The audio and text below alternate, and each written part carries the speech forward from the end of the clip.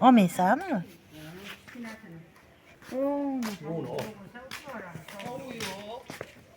Yana 2 dona qoqib bersangiz bo'ladi.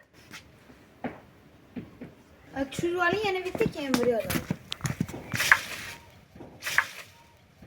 Voy, ana oldimga tushdi. G'ildirab ketdi.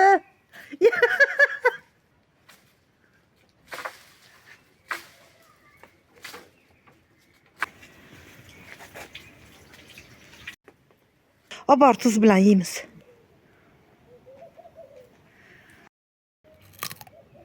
Qarsillaganni.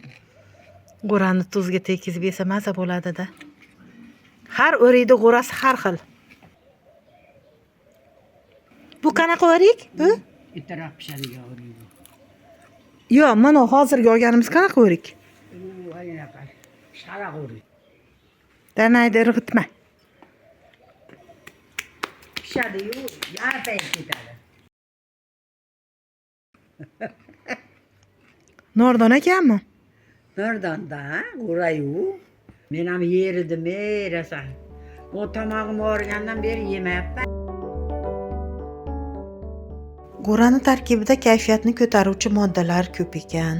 Vitamin E miqdori juda yuqori, shu sabab terini chiroyli qiladi. Teringiz elastik bo'ladi, ajinlar silliqlanadi. Vitamin A, beta karotin miqdori yuqori, ko'rishni yaxshilaydi. Tarkibida temir miqdori ko'p, demak qonni ko'paytiradi.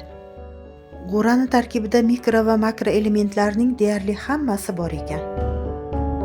Doktorlar g'o'ra ko'p yegan odam saratonga chalinmaydi deyishyapti. Shunga mavsum tugaguncha ko'p yeb qolishimiz kerak. Bu to'rtta qopti. Mayli, yo'g'irsin uni boshqa olasizlar.